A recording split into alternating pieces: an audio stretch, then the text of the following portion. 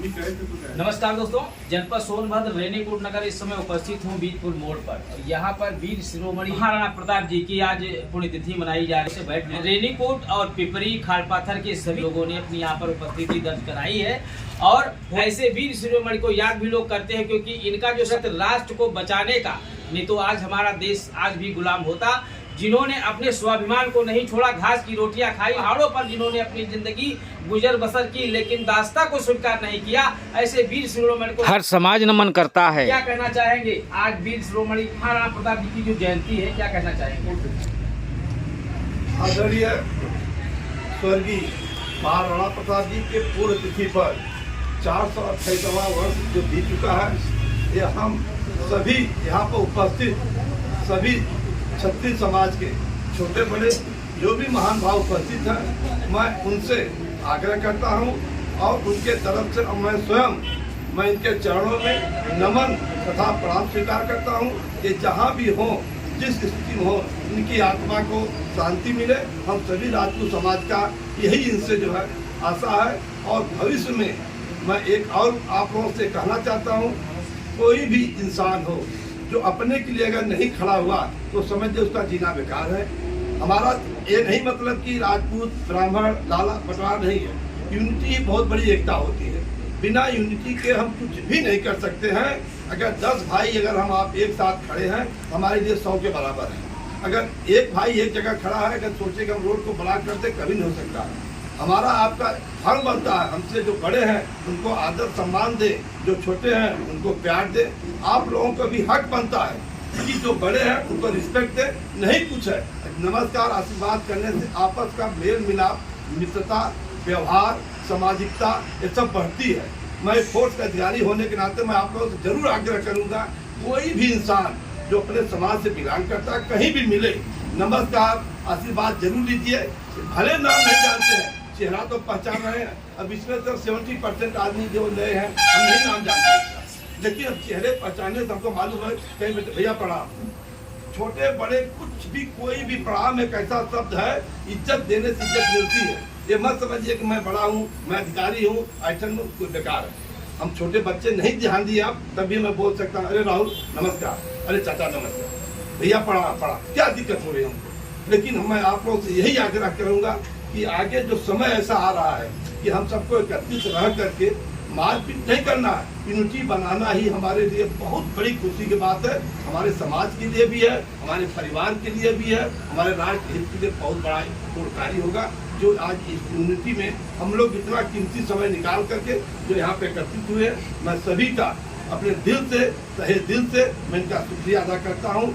जय माँ भवानी, जय माँ।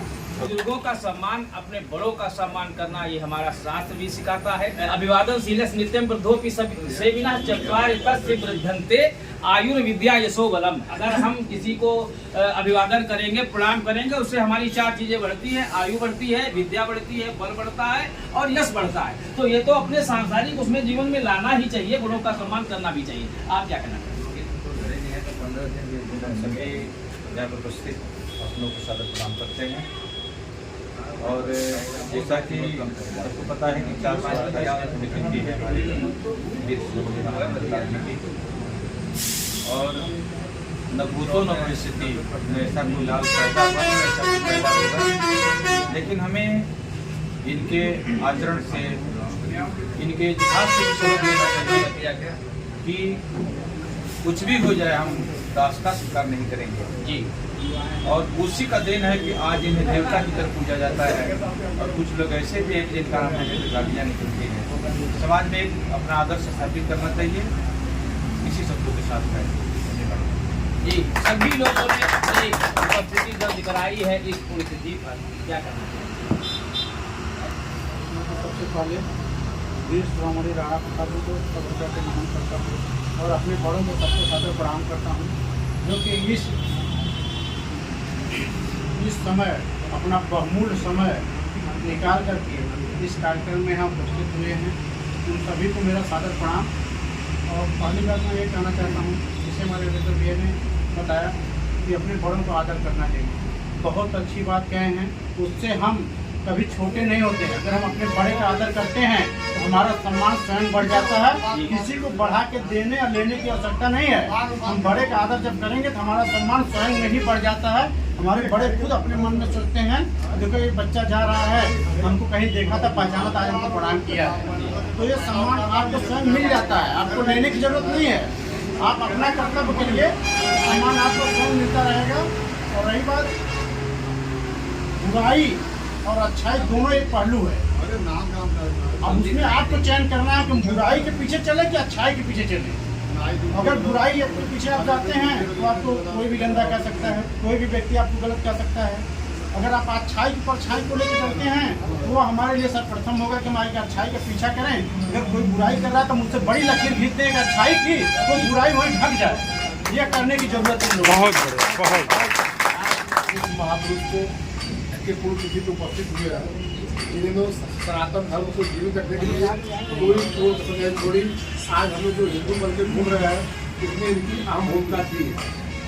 इसी कई संत महात्माओं ने कहा है कि कम खाना, गम खाना और सम्मान की चोरी मत करना। उसको महाराणा प्रताप जी ने चरितार्थ करके दिखाया।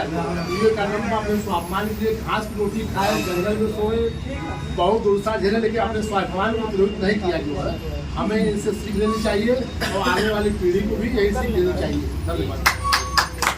आज यहाँ पे उपस्थित है इनका 428वां पुण्यतिथि मनाने के लिए।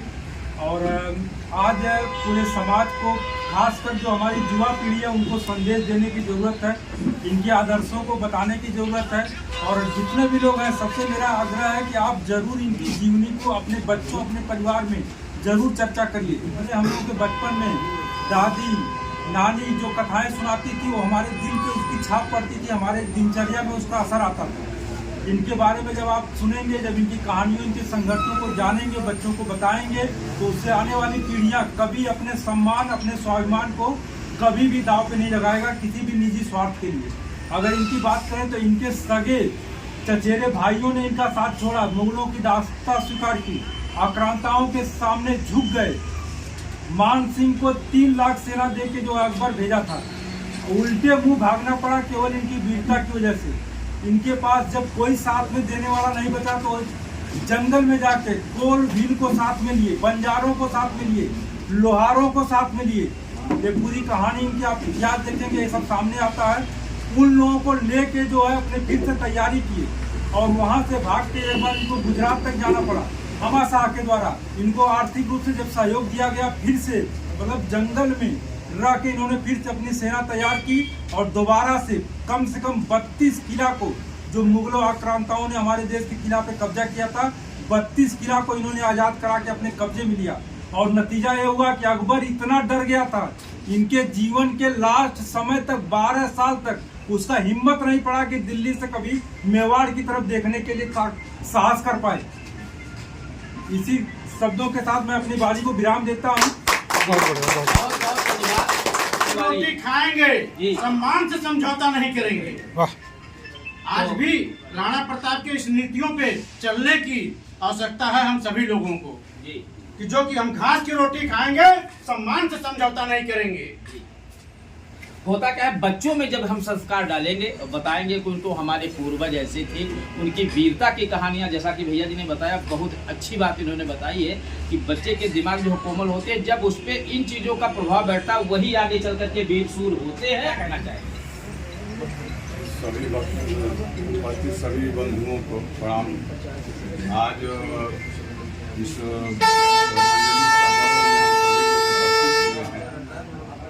जैसे जिस किसी को भी यह जानकारी मिल रही कि इस तरह का कार्यक्रम है, तो वहाँ अवश्य हम लोग को उपस्थित होना है, क्योंकि जब तक हम ऐसे कार्यक्रमों में एक साथ उपस्थित नहीं होंगे तब तक हमारी एक पहचान है। अब यहाँ उपस्थित होने से आपस में एक दूसरे से पहचान भी हमारी तो यह बहुत जरूरी है।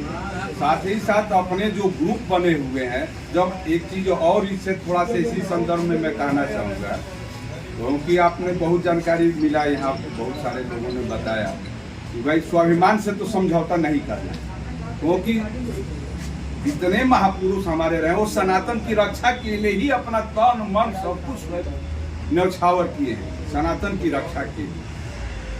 तो अब इस समय हम लोग का कर्तव्य बन रहा है कि जहाँ भी है अपनी क्षमता को एक साथ समेटें। जब तक हम लोग संगठित नहीं रह पाएंगे तब तक हम लोग का भला नहीं होने वाला है। साथ ही साथ जैसे अगर किसी इसी ग्रुप से कुछ ऐसे भी भाई हैं जो निरंतर अपने समाज के किसी गरीब या कोई बीमार बच्चा है या कोई वृद्ध है तो उनकी सेवा की अगर सूचना अगर हम लोग को समाज में मिल रही है तो उसमें बढ़ चढ़ कर हम लोग जितना आपकी सामर्थ्य है उसके लिए कोई दिक्कत नहीं है। आप जितना सामर्थ्य है आपके पास जरूर न्यौछावर करें और ऐसी सूचना मिले तो जरूर उसमें भाग लें। साथ ही साथ जो अपना ग्रुप बने हुए हैं मैं एक चीज और उनसे कहूँगा कि इसमें जो है गुड मॉर्निंग और सुप्रभात से बचा जाए, क्योंकि अपने समाज के उत्थान के लिए जो हम लोग का गाइडलाइन है उसी पर हम लोग चलें और ऊपर चलेंगे तो उसमें सबका भला हो।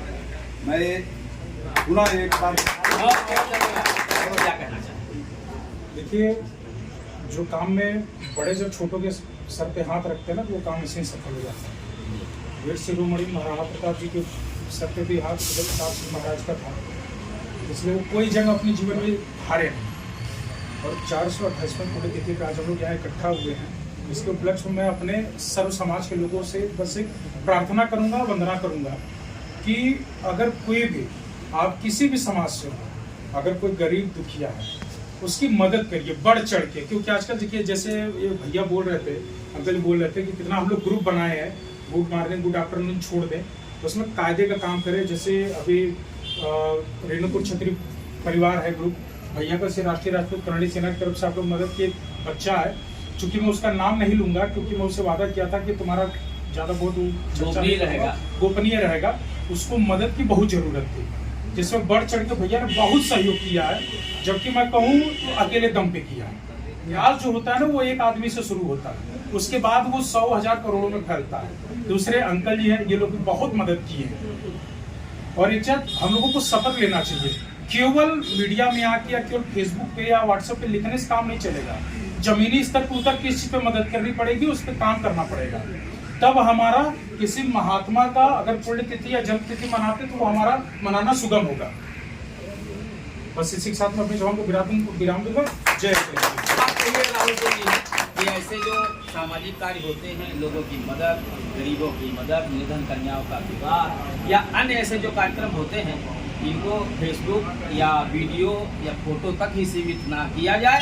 लौकिक धरातल पर भी वो कार्य होने चाहिए और ऐसे जब कार्य होंगे तो ऑटोमेटिक जो है आप उजागर हो जाएंगे। तो बस आपके माध्यम से, आपके मीडिया के माध्यम से मैं लोगों से, अपने छोटे भाई, बड़े चाचा जी, बड़े भाई लोगों से बस निवेदन करूंगा कि फेसबुक व्हाट्सएप से थोड़ा कम इसका सदुपयोग करें, केवल गुड मॉर्निंग से नहीं, इसका सदुपयोग करें और जरूरतमंद की मदद करें। और एक चीज कहूंगा कि मदद उसी की करिए जो उस लायक हो, क्योंकि यहाँ उसका भी फायदा उठाने वाले बहुत लोग हैं, लेकिन जमीनी स्तर पर उतर के अब उसके बारे में जानकारी लीजिए। अगर वो लायक है तभी उसकी मदद करिए, अन्यथा पीछे हट जाए। जी बहुत सुंदर बात कही है। सभी लोगों के लिए मंगल कामना। नमस्कार।